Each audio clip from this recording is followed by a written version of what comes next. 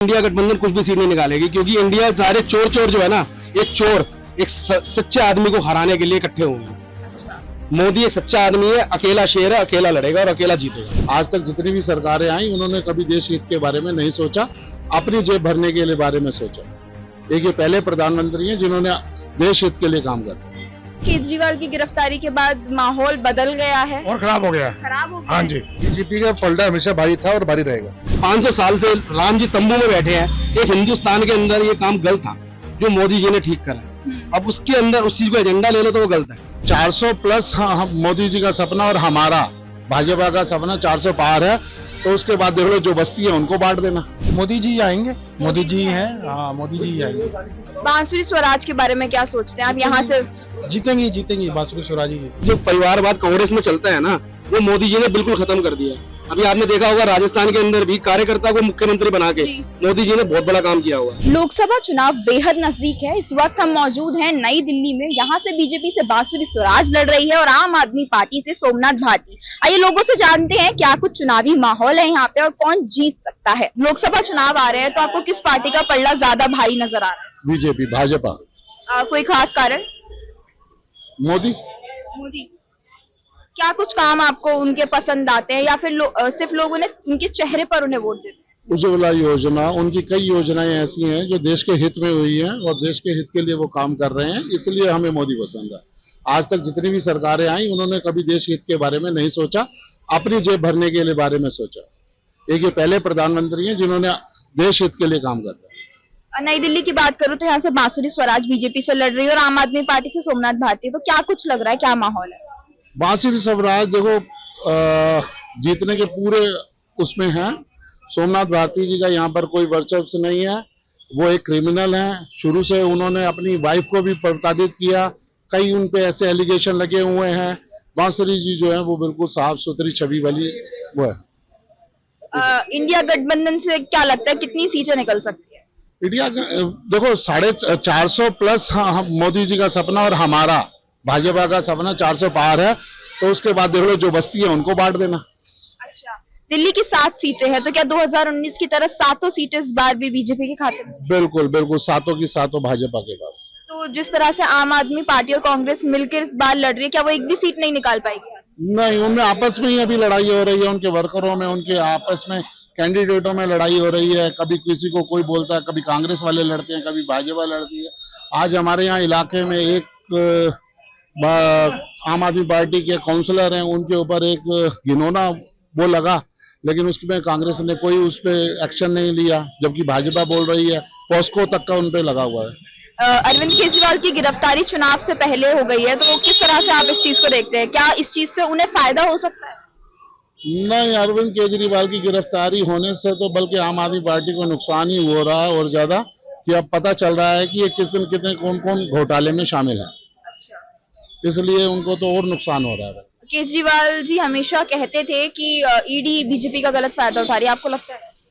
ये तो देखो, जो आदमी फंस जाता है वो सरकार को दोषी तो ठहराता ही है कि भाई ये सरकार करा रही है।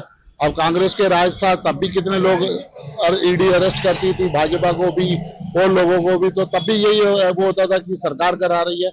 इसका कोई मतलब नहीं है, सरकार अपना न्याय पालिका अपनी अलग है। लोकसभा चुनाव आ रहा है, क्या माहौल लग रहा है इस वक्त नई दिल्ली? मोदी जी हाँ जी, 400 प्लस। 400 प्लस? हाँ जी।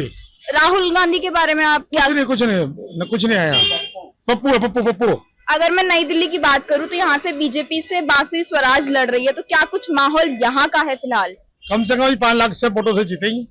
और आम आदमी पार्टी से सोमनाथ भारती हैं, तो क्या लग रहा है बांसुरी स्वराज वर्सेस सोमनाथ भारती? जमानत जब है उसकी। जमानत जब हाँ जी। क्या आपको लगता है केजरीवाल की गिरफ्तारी के बाद माहौल बदल गया है और खराब हो गया? खराब हो गया। हाँ जी। इंडिया गठबंधन के बारे में आपका क्या ख्याल है, कितनी सीटें निकाल देंगे? कुछ नहीं है जी, 400 प्लस बीजेपी है। 400 प्लस हाँ जी। बीजेपी ही है। आपको क्या लगता है किस पार्टी का पलड़ा फिलहाल ज्यादा भारी है? बीजेपी का पलड़ा हमेशा भारी था और भारी रहेगा। भारी रहेगा। राहुल गांधी क्या उम्मीदवार बन सकते हैं पीएम के? बिल्कुल भी नहीं, बिल्कुल सोच भी नहीं सकते वो चीजें, तो विपक्ष में सोचना बेकार है उनके लिए। उन्होंने भारत जोड़ो न्याय यात्रा करी थी, तो क्या कुछ वो चुनावी माहौल बना पाए थे? कुछ नहीं हो पाया था उनका, कुछ नहीं हो पाया। कुछ नहीं हो पाया।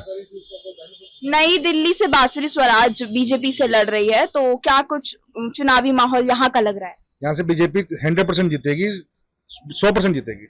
2019 में यहाँ से मीनाक्षी लेखी थी, हाँ जी। तो क्या कुछ काम उन्होंने यहाँ पर किए? उन्होंने बहुत काम करे हैं, जो हमने कहा सारे काम करे उन्होंने। सारे काम बिल्कुल हुए हैं। बिल्कुल बढ़िया काम करा उन्होंने। तो फिर इस बार कैंडिडेट बदला क्यों गया, मतलब क्या कारण कुछ आपको लगता है? क्योंकि मोदी जी की मोदी जी ने कैंडिडेट बदला है और युवा नेता को लाना था, नए कार्यकर्ता लाने थे, इस कारण कैंडिडेट चेंज किया है। चेहरा हाँ, चाहिए। सबको मौका देना चाहिए। मैं कहना चाह रहा हूँ कि जो परिवारवाद कांग्रेस में चलता है ना, वो मोदी जी ने बिल्कुल खत्म कर दिया है। अभी आपने देखा होगा राजस्थान के अंदर भी कार्यकर्ता को मुख्यमंत्री बना के जी। मोदी जी ने बहुत बड़ा काम किया हुआ है।